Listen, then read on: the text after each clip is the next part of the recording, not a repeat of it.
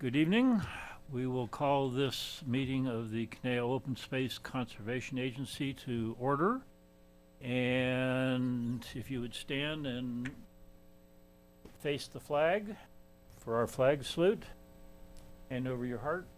Follow me. Ready, begin.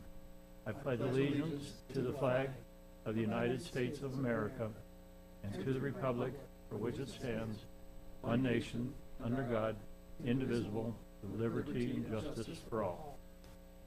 Thank you. Can we have the roll call, please? Director Engler? Here. Director Nichols? Yes.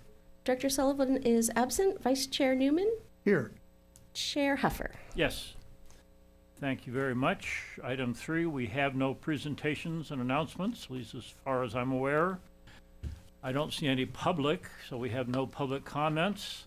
Move on to item 5, consent calendar, approval of the minutes from the May 14th meeting. Move consent. Director Nichols had his hand up first. That's okay. I'm not trying to. I'm sorry. I just had one question on the minutes. On item 5A, it says the motion carried 4-1 with one abstention. I believe that should be a 4-0 because it was not an opposition vote. It was an abstention. You're correct. I'll Okay. change that. Just want to make sure. Thank that was you. it. And by that clarification, Mr. Engler, did you want to make a motion? Move consent calendar. Thank you very much. Could I get a second? Second. Thank you. All those in favor? Oh, Aye. I'm sorry, we need to do, Oh. do we need to do a roll call on this? No, okay. All in favor? Aye. Thank you. Next on the agenda, item 6A, grant of utility easement to Southern California Edison, Arroyo Caneo Open Space. Mr. Stark, are you starting on this? I will. This item here is for approval of the granting of utility infrastructure easement to Southern California Edison for the installation and maintenance of underground electrical transmission equipment on a portion of COSCA's Conejo Canyon's open space by adopting Resolution 2025-03 and authorize the COSCA's co-administrative officer to execute all documents necessary to grant the easement in a form approved by the COSCA attorney, and also to find that this action is exempt from the California Environmental Quality Act pursuant to California Code of Regulations Title 14, Sections 15061, 15301, Class 1, and 15304. I have a brief PowerPoint.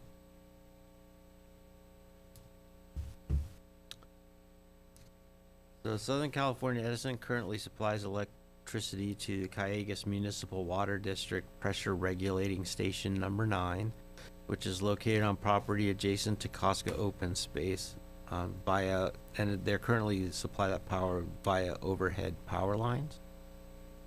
SCE and Callegas propose replacing these overhead transmission lines with an underground line to improve power reliability and fire safety. The portion of COSCA property needed for the underground facilities is modest in size at approximately 230 square feet. The project supports local utilities' goals of undergrounding power delivery infrastructure where feasible, and the community is served by a more resilient water delivery system. This is just a close-up picture of where that's at, so you can kind of see it's a small one. So the project does have some benefits here. It provides for a switch between supplying power via overhead transmission lines, which are existing, to underground transition lines. That is just, there'll be about 8,850 linear feet of overhead power lines crossing COSCA property will be de-energized. And it reduces the overall length of overhead lines on COSCA property, and that eliminates a potential source of wildfire ignition during heavy winds. The decommissioned power lines and poles will be removed from COSCA property, they say, within about a year.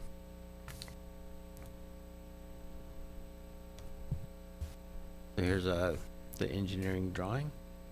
A draft easement has been prepared and reviewed by COSCA staff the city surveyor and COSCA attorney. Staff are still working with SCE on an updated legal description for the deed, and we've requested an updated map that has a surveyor stamp on it. The issue with the legal description is it was just rather verbose, and there's probably a much simpler way of describing this, and we'd like our successors to actually be able to read this thing and understand what property we're talking about. The installation of the infrastructure necessary to achieve the power connection is anticipated to create only minor temporary impacts of approximately 230 square feet at the project site in the form of trenching, and constitutes an improvement to the existing facility. So that being an existing facility. Moreover, the work will not involve any tree removal, and there's no real possibility that the proposed activities will have significant negative effect on the environment. Thus, staff believe that there is sufficient evidence that the actions recommended herein are exempt from CEQA. Staff recommend approving the granting of the easement upon COSCA attorney's final review, and also the city attorney surveyor's review of our updated legal description and map, and approving resolution 2025-3, and finding this action is exempt from the California Environmental Quality Act. With that, I am available for any questions. Thank you, Brian. Do we have questions of Mr. Stark? Yes, David. Thank you, and thank you for your presentation. I'm curious about the 8800, 8850 footage of lines, and my question is how that's calculated. I imagine they probably just measured that on a map. If we go back here, you can see the orange line on the photo here is the line that energizes that power station.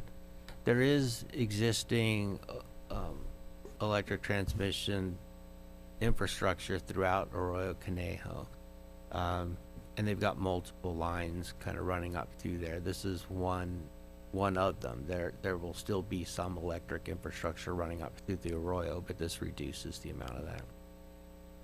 The map is actually why I was asking, Oh, right. because the scale on the map shows it to be about 900 meters, which is It 5/8 of a mile, something like that. It may just be a part of that, because I think the electrical connection continues through, so. That's what I'm getting at, Yeah. is the endpoints of these lines that are being undergrounded are beyond the at least one endpoint is beyond the scope of the map. Yeah. Okay, they're not doing something like, oh, there's 4 lines on this tower, so we're just going to say times 4. No, something like I that. think Yeah. it's a separate deal. But every line that's hanging over the open space during the wind is still a threat. So we're happy to participate in this project. I think it's a benefit. But they are counting linear feet from end to end. Yeah. Yeah, great, thank you. Thank you. Mr. Nichols. Yes, thank you, Mr. Chair. You answered several of my questions in your presentation, so I appreciate that. Good. What I was curious to find out is, did this, or does this currently, this power line, only serve this one piece of infrastructure?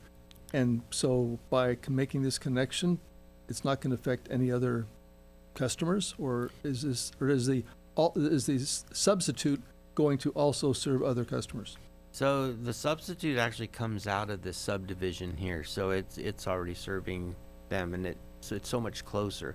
I think when that power station went in, or the pumping station probably went in before all the my understanding is that the specific line that feeds this is a long line that basically just goes out to do this. So it's much more efficient doing what they're planning on doing and just running the power directly. Okay. Oh, yeah, I can see it.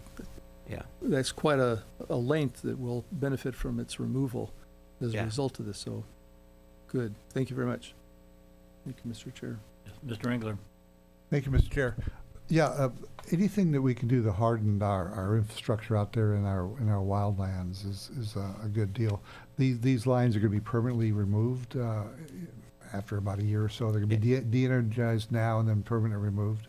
Yeah, so when they get they don't have an exact schedule on when they'll do the job, but about a year afterwards, they said, because there's a separate environmental review process they have to go through for the removal of the infrastructure. So that's what causes that time lag. And when they remove the infrastructure, will they have to take out permits or anything? Do we have, will there be any impact on our vegetation out there?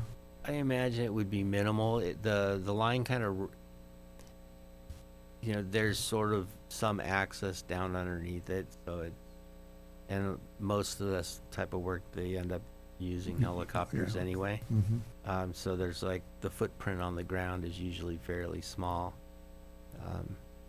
We do work with SE frequently, getting reports on the work they're doing on open space, because we have a lot of Edison infrastructure on open space, and they're really good at keeping us informed of what's going on, and they're doing a lot of work to harden their infrastructure, so we certainly appreciate that. And they do have an internal environmental process, and they share that information with us, so we have good confidence that they'll respect the property when doing the work. And you mentioned this line pretty much just powers this one station, so I'm assuming that wouldn't mean that there's going to be fewer PSPSs in that area because it serves a different purpose. Yeah, this something of the scale of this project would be unlikely to affect the whole PSPS solution. As you guys all heard at the city council a couple weeks ago, that those are expected to become more frequent, last longer, and affect more circuits. So we'll take Okay. this opportunity to inform the public that they should. Yeah, it wasn't happy news a It couple was weeks not. ago. And just a final question, Mr. Chair, if I can. The area where they're going to be doing the work with the pump station and stuff and the undergrounding, is there going to be any requirement, or do we have to worry about any replacing vegetation and stuff, or restoring the vegetation? The area where the work's going to happen, you could kind of see the little green dot. It's absolutely barren, so it's already basically a road. Okay. So they have an existing access, easement through there, but there won't be any impacts to any native vegetation. Thank you, and thank you, Mr. Chair. Certainly. Brian, maybe I wasn't clear. Perhaps you've already answered this question, but first of all, I think it's terrific that they're removing 8,800 feet of overhead line. The more overhead lines we can get away from our open space, the better. You said they're de-energizing the 8,800 feet. At that time or sometime in the future, are they actually going to be removing the lines and the towers? Yes, so that's what they've assured us, that once they finish this job, they'll begin the process, and it just will take about a year to get done. Just, they're obviously working on a lot of different infrastructure, so there's some delays in that, and they have their own environmental review process that they'll be going through just as part of that too. And if they need any assistance from us, I mean, we worked with them before on landing pads for helicopters and things like that, so they may engage us in utilizing some portions of our open space that are available for that kind of assistance. Okay, thank you. Any more questions of staff? If not, we have two recommendations that require action.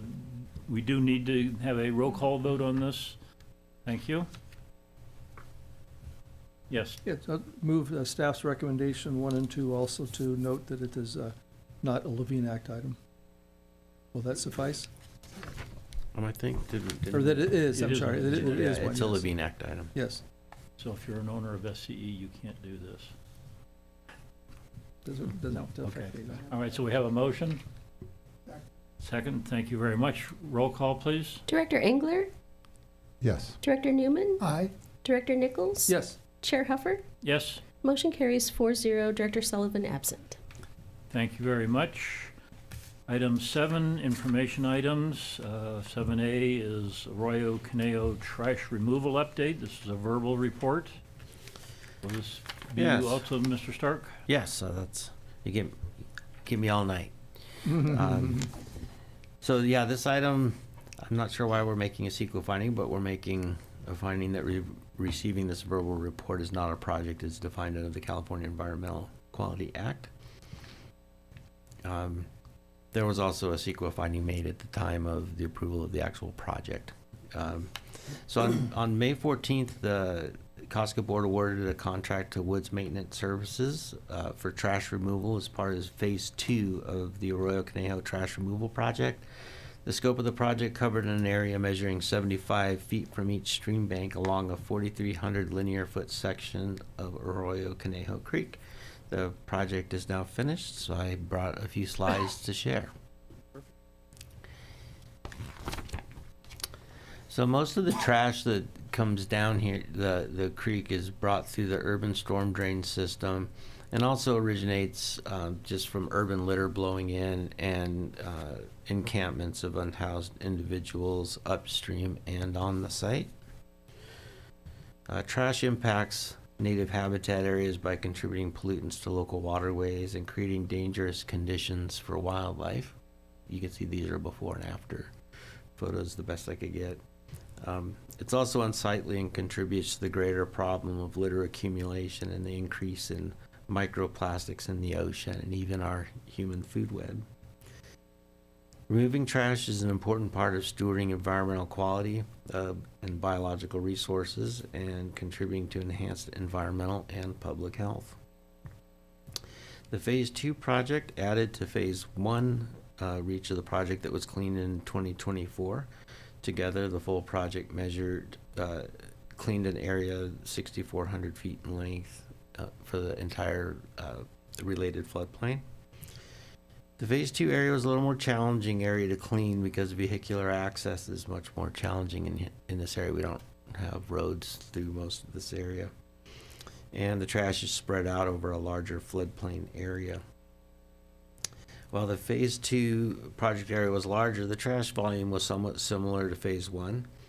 I think COSCA's enhanced attention to encampments in the Arroyo has led to a modest decrease in trash volume and accumulation over time. I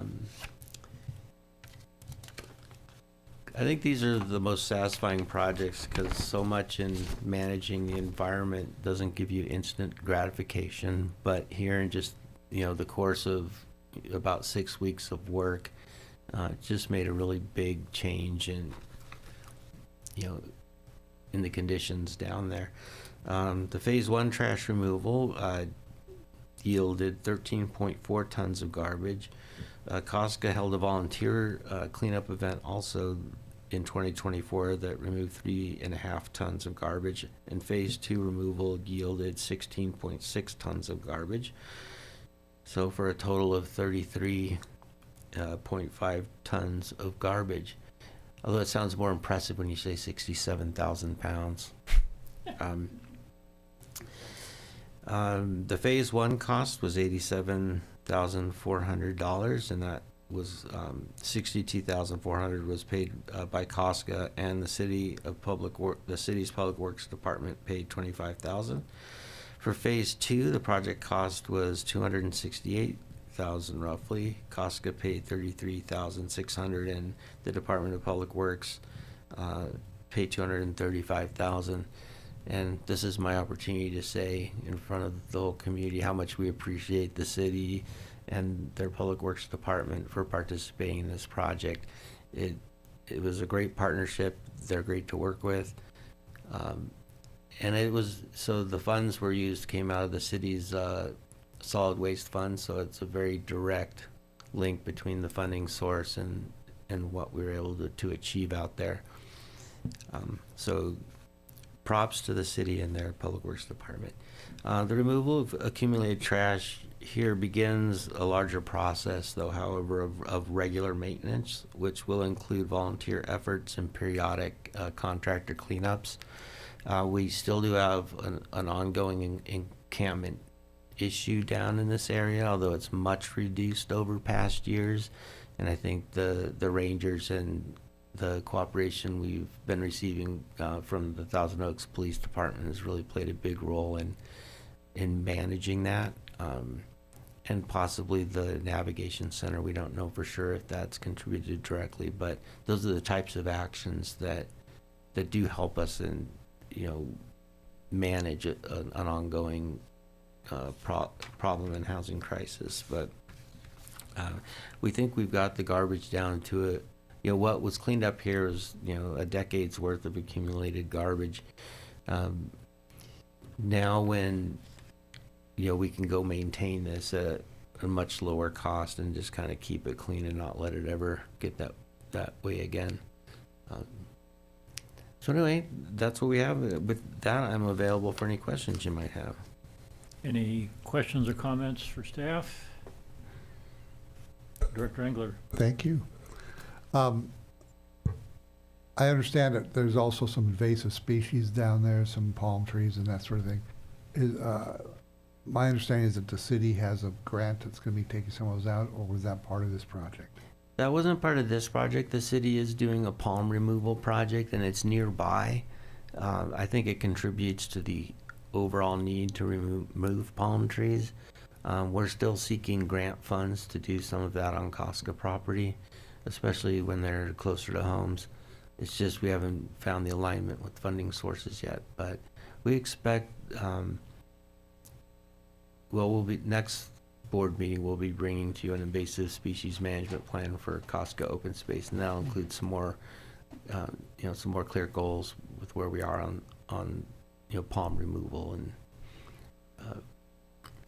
Yeah, I think that's another, taking out electric wires over the area and then removing some of the invasive species is a good way to reduce our exposure there. The upstream area is, west branch of the Arroyo Caneo, I guess it's called, that goes into Newberry Park. That's Watershed Protection District property, I believe. Mm-hmm. Is there any discussions with them about how to capture some of the debris that might be flowing downstream into that area? So the county Watershed Protection District did install a trash rack on the drain that goes under the freeway. So they are capturing some of it. It's experienced a little bit of damage since they put it in. We've had a couple big flow events, and I think people are still trying to get into the tunnels. like people are kind of damaging it. It does serve a good purpose of capturing some of the stuff that comes out of that area. There's also some palms over there that are on the hit list also. Thank you. Appreciate it. Anyone else? Yes, Director Newman. Thank you, Chair. Thanks again for your report.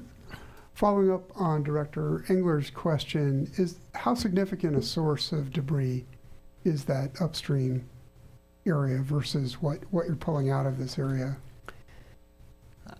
It's hard to say. I don't know that it's the biggest contributor. I think we get more from the main stuff that's coming out along the freeway behind the Oaks Mall and that kind of stuff. The city's done a lot of work to clean that area out too. So I think between, the city has, trash capture devices on about 150 different storm drains in priority neighborhoods. So they've done a lot to interdict most of the garbage. But it's a big city, and when it rains hard, the water all flows to the same place. And when it goes through our engineered drainage channels, the trash tends to kind of flow through those areas. But once it hits the natural area that COSCA has, when it encounters trees and vegetation, that's what gets hung up. I think part of our long-term vision is, and the benefits of working in the section that COSCA owns that we've just cleaned, is that most of the garbage emanating from Thousand Oaks will spend some time of its life on COSCA property. And if we can remove it before it travels past our property, then I think we're doing a service to the greater regional ecology. Thank you. Any other questions? No, just want to add my thanks to our colleagues from the city for providing substantial funding for this project, because it makes a huge difference. So Absolutely. please pass that along to the Will do. appropriate staff. of Yeah, the city. we have a great public works team, as you said. And I'm sure they'll be delighted to hear the kudos on that. Thank you. We'll pass that along. Great. Thank you. Item 7B, the COSCA Volunteer Activity Report. We do have a copy of that in our packet. Are we having a presentation on that, or is that just to receive? That's just a receive. Thank you very much. Moving along, item 7C, our now longtime experienced I think that'll work. Superintendent, Patrick. Hello, everybody. All right, since we last met 3 or 4 months ago, we've been busy. The Rangers have been busy with weed abatement and brushing, so we're happy that's slowing down. And then some good news, we hired a Ranger 1, Will Haver, leaving one last spot, which we potentially have a fill for that, just pending some paperwork, and it's real promising. So we're excited to have a full crew on the Ranger staff. To start our slideshow. That doesn't work. No, just yeah, I'll over just it.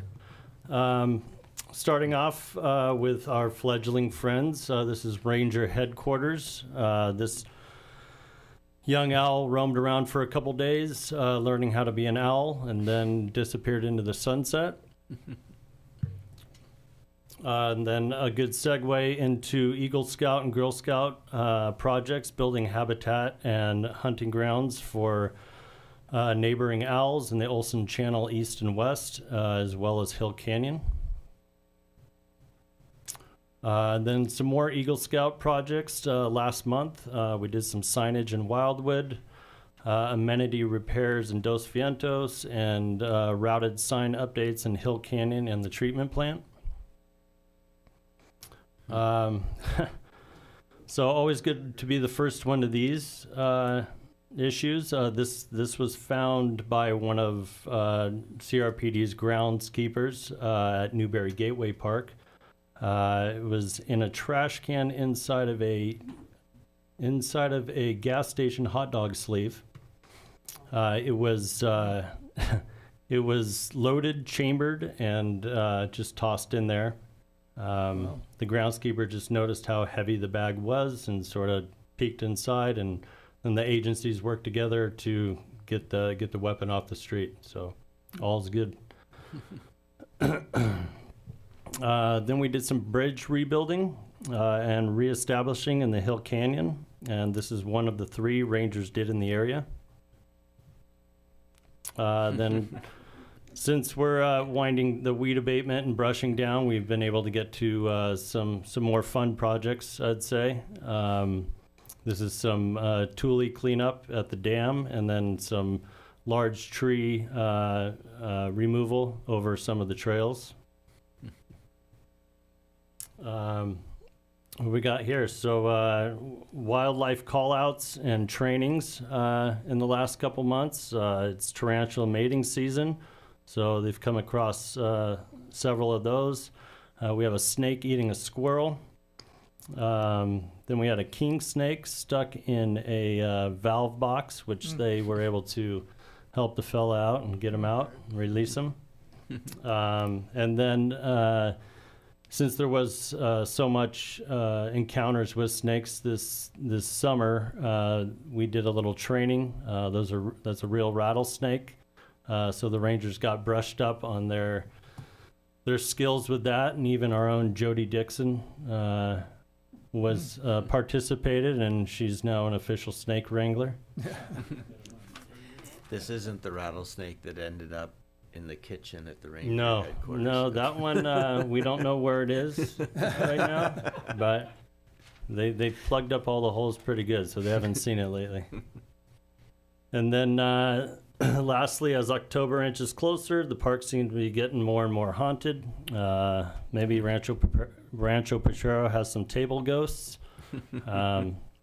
So that was an interesting find. And then just some stuff coming up just over the next couple months. We'll be working on and cleaning up and dialing in the weed abatement contract for the coming year. That's all I got. Great, thank you, Patrick. Do we have any questions for Patrick? Mr. Engler, I'm very talkative tonight. I guess. Just, I know that we had a public speaker come to our meeting the other day at the city council, speaking about electric bikes and, the concern that they had for proper usage. We have discussed that at this meeting before. Can you give a quick update on electric bike usage in our open space? Well, I mean, the usage is ongoing. We've been fortunate that the TO Police Department did put together a task force for these e-bikes, which I think made a slight dent and kind of scared some of the individuals into abiding by the rules a little bit. But we're still seeing them quite a bit. I'm getting calls weekly from the community about unsafe riding where they shouldn't be. So again, it's just a tough situation to be dealing with right now because, it's not just kids, but people just do what they want to do. And it's tough to stop them at this point. The police department, the rangers don't want to chase them because if, the cyclist gets in an accident, then they're going to come after us. So we're just trying to be safe about it. We're trying to, we put signs up in the parks, in the open space, hoping they will read them, for one. I think they go too fast to be able to read them. So it's just ongoing. We keep working towards it, and we'll keep working towards it till we get some of these people following the law a little bit better. So. Yeah, thank you. I know that was a concern of the one citizen we had the other day at our meeting, that in her case, the children that she saw on the bikes, the e-bikes, of the varying styles of e-bikes, all the way from the unlimited ones all the way down to the nice ones, but that someone was going to be injured at some point, and she wanted something to be done about it. Yeah, and I think that's what's going to slow it down is when something really bad does happen. I think more people will wake up and see how big of a problem it is. So, thank you. Yep. Director Nichols. Yeah, just to follow up, Director Engler, was that a question about open space riding or just e-bikes throughout the community in general? It was, the person was concerned about both, I believe, but her examples were street related, not so much trails. Okay, yeah, because I've noticed that in our well, as you say, in our neighborhood, throughout the whole community, just the youth on those vehicles, I guess we could call them, and they don't seem to be quite in tune to the world around them as they're operating those vehicles. Teenager. Yeah, I just put the two together, and I guess I am quite surprised that we haven't heard more of those incidents. And that's my concern too, is they're for their own safety.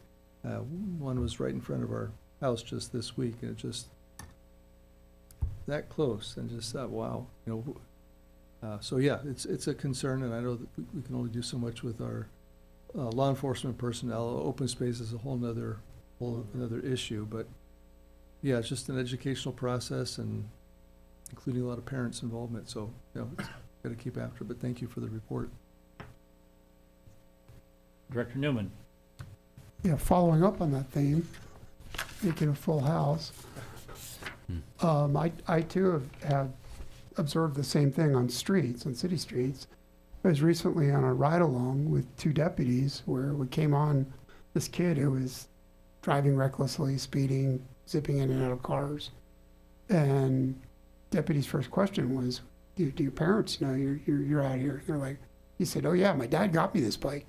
So, but with regard to the different classes that Director Engler mentioned earlier, when we discussed this earlier, we agreed, and I think surrounding agencies, almost all of them have the same agreement that Class 1 bikes are okay. The pedal assist, speed limit at 20 miles per hour, or motor assist limited to 20 miles an hour, that's okay. My question on this is, in the COSCA domain, is it that type of bike that's the problem? Is it the class 2 or 3?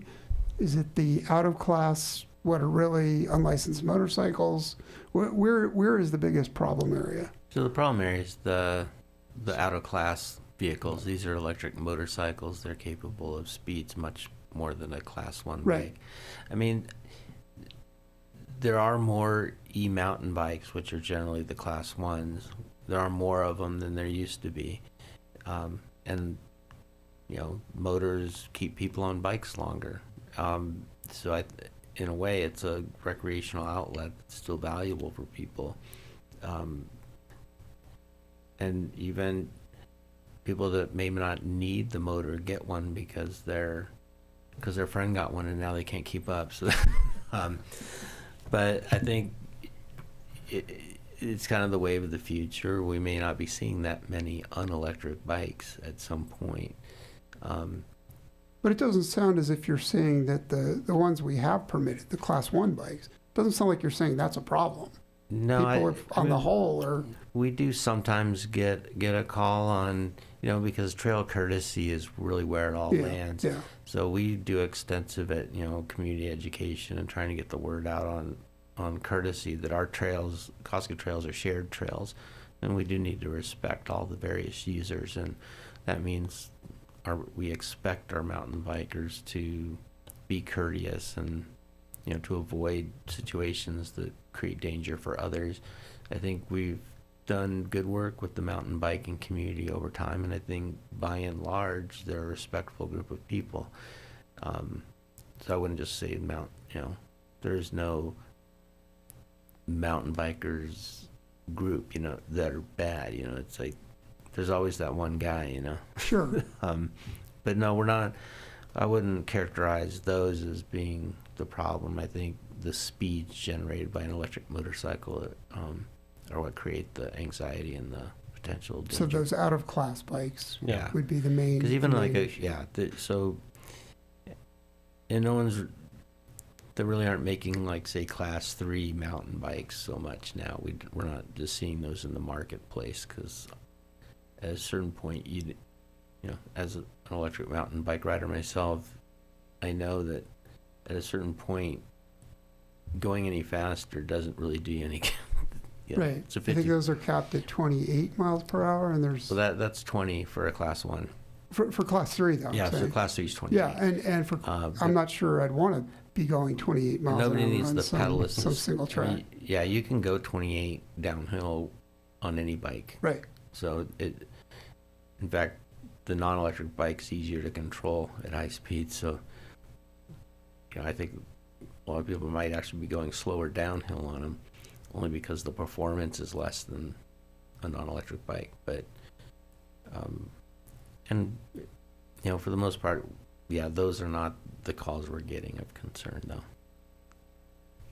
I appreciate that. So let's keep the focus on those out of class.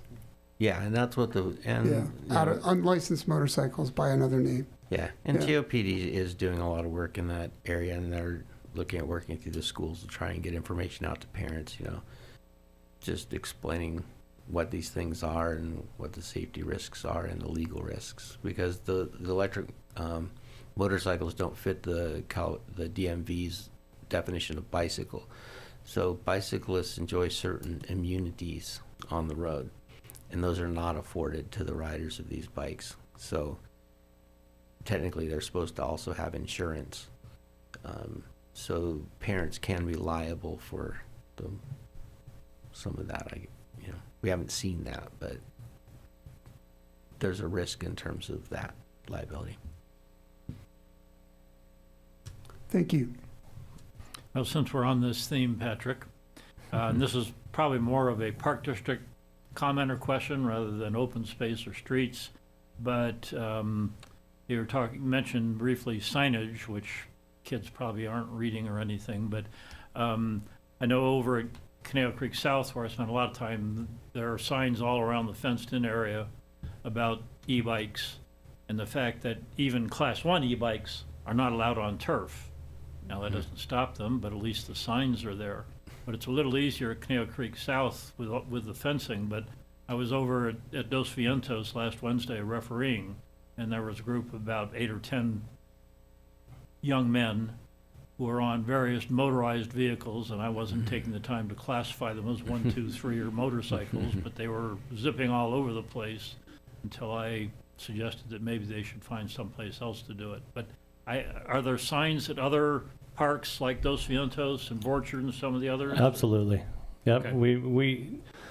We're sort of targeting where I'm getting calls because it's best for the community to let me know times, days that they're seeing this, and that's when it's easier to call the task force, the TOPD task force, because they're not just going to roam around the city looking for these guys, but it's sort of the same thing I'm doing with the dogs off leash. They're way more responsive because they're kind of understaffed. If we could give them a park, a time, a day that we're seeing the most of these events going on, and so they'll target those spots. But yeah, I mean, it's multiple parks. That end of town, Dos Vientos, Newberry Park is probably the most calls I get. All right, well, just 6 o'clock on Wednesdays. There you go. I'll note it. Thank you. All right, any other questions for Patrick? Nope. All right, moving on to item 8. Do we have anybody representing either the CRPD general manager or the city manager? And if not, we'll move on to item 9, board member comments. We'll start over here.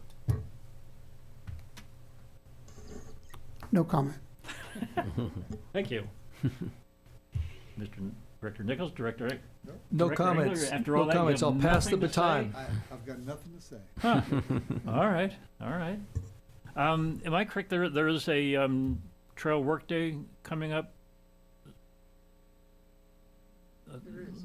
Latter part of September?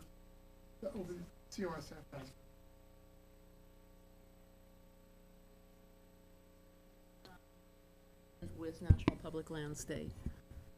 Okay. All right. Well, if there are no questions or comments from anybody on the board, we apparently have no need for a closed session. So I'm going to adjourn this evening's meeting till our next regular meeting, which at this point is still the 19th. It'll end up being rescheduled, but since we haven't nailed the schedule down yet, it was too late to post it in our agenda, so we'll be doing fresh noticing on it. It'll be sometime in November, though, plus We're looking probably in December. December. Yeah. Christmas Day, maybe. There you go. All right.